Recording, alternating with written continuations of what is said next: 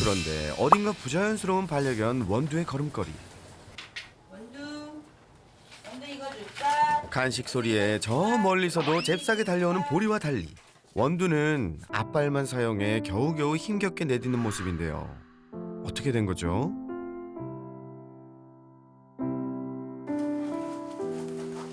이렇게 물 먹으려면 지가 또 이렇게 와요. 아유, 딱해라. 이 뒷다리를 못 쓰는 모양인데요. 앞발로만 버텨서 지금 막 앞발이 다 까지고 그래요. 아니, 언제부터 이렇게 된 건가요? 아직 한 달도 안 됐어요, 이렇게 된 지. 나 지금 후지마비요. 네. 한 달 만에 후지마비라니. 대체 무슨 일이 있었던 거죠? 그 마지막 날까지 여기서 막 뛰어다니고 그랬는데 18일 날에 아침부터 원두가 헥헥거리기 시작했어요. 그때 저랑 언니는 모두 나가 있는 상태였고 엄마가 저녁쯤에 원두가 좀 이상한 것 같다. 계속 주저앉는다. 다음날 아침이 되니까 애가 아예 후지마비가 와서 아예 못 걷기 시작하더라고요. 근데 뭐 그러니까 저희가 안 순간으로는 거의 24시간도 채 되지 않아서 그냥 갑자기 그렇게 마비가 시작된 거니까 저희는 뭐 대처 방법이 없었죠. 그 누구도 예상하지 못했던 원두의 갑작스런 마비 증상. 마비가 오기 전날까지 신나게 뛰어놀던 원두. 하루아침에 다리를 쓰지 못하게 될 줄은 누구도 예상치 못한 일이었습니다. 이거 봐봐, 이렇게 앉아 있어. 어떡하냐. 에휴, 얼른 병원에 가봐야지. 이렇게 꼬집으려는데 여기는 이렇게 온다. 그쵸? 여기는 이렇게 오는데 여기는 뭐 이거 봐. 이렇게. 그러니까 요 밑으로 감각이 없나 봐요. 더욱 답답한 건 정확한 원인조차 제대로 알지 못한다는 건데요. 원인 자체가 없는 거예요. 물리적 큰 충격을 가한 것도 아니고 그냥 정말 아무 이유 없이 척수에 출혈이 생겨서 염증이 생긴 것 같다. 그냥 그 정도의 소견이었어요. 원인도 알 수 없고 일단 최악의 상황을 말씀하시면 아까 말씀드렸던 척수연화증을 말씀하시고 사람으로 치면 루게릭병과 유사한 척수연화증. 마비가 전신으로 진행되다 결국 사망에 이르는 무서운 병인데요.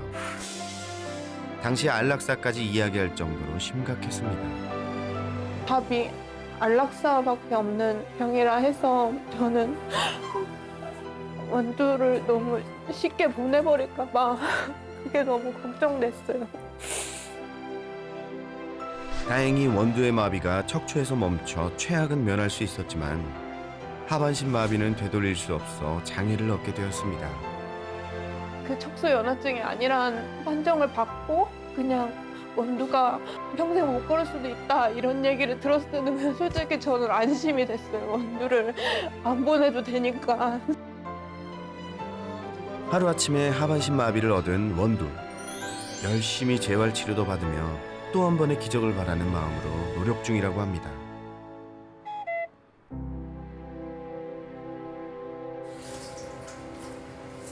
응가했어? 응가했냐 아이고 응가했네. 아이고. 원두의 하반신 마비 이후 가족의 일상 역시 많은 것이 달라졌는데요.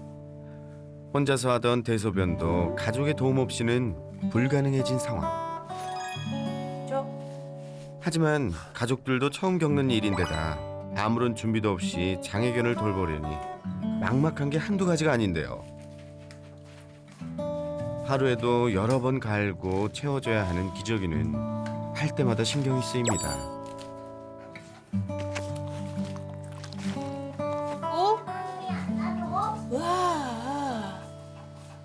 하고 이거를 그냥 가려고 하니까 방법이 없어서 저희가 나름 가장 최적의 상태로 고안해낸 방법인데 근데 아이한테는 무리가 갈 것 같아서 조금 그것도 걱정이긴 하거든요. 앞에 네네네네네. 이게 아무래도 이렇게 앞에 척추나 이런 데 눌려가지고 그냥 놓고 갈긴 너무 어려워서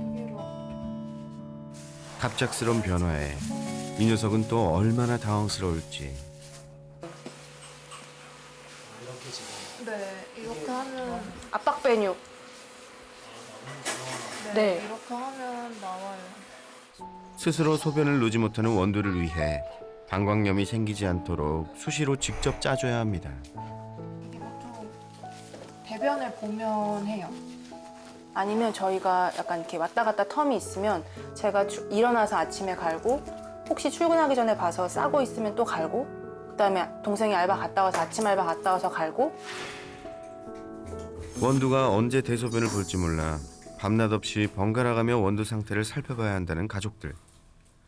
보통 하루에 8번 이상 기저귀를 갈아주고 나름의 애를 쓰곤 있지만 새로운 문제들이 계속 생겨나 걱정이라는데요. 시그널도 없고 그냥 주로 사람이 없을 때 그래서 그걸 맞출 수가 없는 거예요. 그래서 기저귀를 채우게 되었고 기저귀를 채우니까 또 문제는 이제 밀고 다니니까 엉덩이는 다 묻더라고요. 그러면서 이제 털이 막 약간 뭉치는 것처럼 되더니 그 부분을 떼니까 털이 쑥쑥 빠지고 피가 나고. 아이고, 이 엉덩이가 빨갛게 부었네요. 이게 털이 빠진 상태라.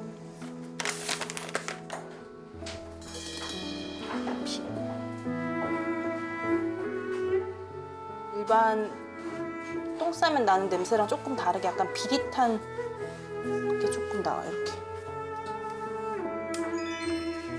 움직일 수 없는 뒷다리를 대신해 엉덩이를 바닥에 쓸고 다녀야 했던 원두. 상처가 아물 날이 없습니다. 원두의 상태가 이렇다 보니 보호자의 하루 일과도 원두 위주로 돌아갈 수밖에 없는데요. 눈 뜨면 원두를 가장 먼저 케어하게 되고 출근하고 나서도 이제 시시때때로 이제 가족들과 연락을 하면서 원두의 안부를 주로 묻게 되고 그리고 야근을 한다거나 뭐 친구들과 약속이라거나 그런 건 이제 할 수 없고 일단 무조건 집으로 오고. 다음 날 큰따님이 출근을 하고 나면 원두의 보살핌은 어머님과 동생의 몫이 되는데요. 한 달 만에 무려 5kg이나 빠진 원두. 그런 녀석을 위해 어머님은 몸에 좋다는 영양식을 매일 챙겨주십니다. 짠내를 좀 빼내야 되니까요. 이렇게 담가놨다가 지난해 결혼한 큰딸과 살림을 합치면서 원두와도 함께 살게 되었다는 어머님. 원래 강아지를 좋아하는 편이 아니었지만 원두와 함께 지내면서 달라지셨다는데요. 또 인간이다 보니까 저렇게 되고 보니까 너무 안쓰러운 거예요. 안쓰럽고. 얼마나 저기 부리가 뛰어다니면 얼마나 뛰어다니고 싶고 그래서 생각을 안 하고 살으려고 하는데 조금 안쓰러워요. 하루아침에 하반신 마비가 됐으니 그 마음이 오죽하겠습니까? 아는 것 마냥 저렇게 쳐다보네. 이런 거 있을 줄 알고. 어머님이 영양식을 준비하는 동안 동생은 얼마 전 제작한 원두의 휠체어를 꺼내는데요. 아직은 휠체어가 낯선 원두를 위해 하루에 조금씩 연습 중입니다. 아, 이게 휠체어예요? 네, 이게 휠체어예요. 자, 원두 많이 먹어. 보리 이쪽으로 와. 보리. 잘 먹고 보기 좋으시죠? 네. 저렇게 아프고 처음에는 못 먹었어요. 그래서 아유 밥을 못 먹으면 어떡하나 그랬더니 휠체어에 기대어 잘 먹는 모습을 보니 그래도 마음이 놓입니다. 이런 휠체어 계속 하루 종일 틀어놓고 싶을 것 같은데. 네. 네. 근데 또 안고 싶어하고 또 그리고 이거 오래 타면 힘들어해요. 약간 기댄다고 해야 되나? 기대거나 이렇게 알아서 엎드리고 헥헥. 갑작스런 변화에 우리 원두도 적응해야 할 게 많이 생겼는데요. 무엇보다 안타까운 건 장애 이후 몸을 잘 가누지 못하다 보니 잘 놀지 못해 우울할 때가 많다는데요. 늘 저렇게 누워 있거나 창밖을 보거나 놀아주는 것도 한계가 조금 있더라고요. 뭘 던져서 뭐 물어올 수 있는 것도 아니고.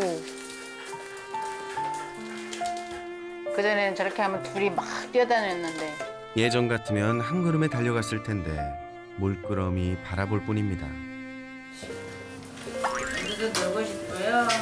이렇게 덤비는데 우리가 쳐다보질 않아.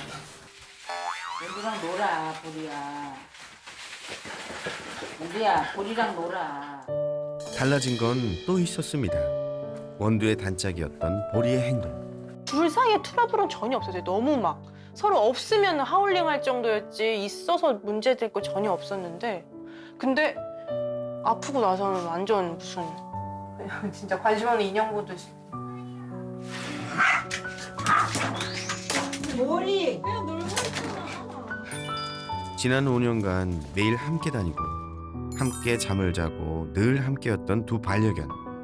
둘도 없는 단짝이었는데요. 그런데 원두가 아픈 이후 외면하기 시작한 보리. 그런 보리에게 불편한 몸을 이끌며 원두는 힘겹게 다가가 보지만 그럴 때마다 보리는 원두를 밀어내고 맙니다.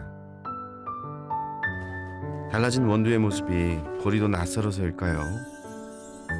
멀어져 버린 둘 사이. 그 병원에 퇴원하고 나서부터 돌아오니까 원두가 앉았던 자리에는 절대 막 냄새도 안 맡고 그냥 앉지도 않고 심지어 원두가 마신 물컵에는 입도 안 대고 그냥 아예 그냥 마치 그냥 무시하는 것처럼 그냥 투명인 것처럼 그렇게 그냥 계속 무시를 하고 다니더라고요. 갑자기 걷지 못하게 된 것도 충격일 텐데 유일한 단짝 친구마저 멀어졌으니 원두의 마음이 어떨까요?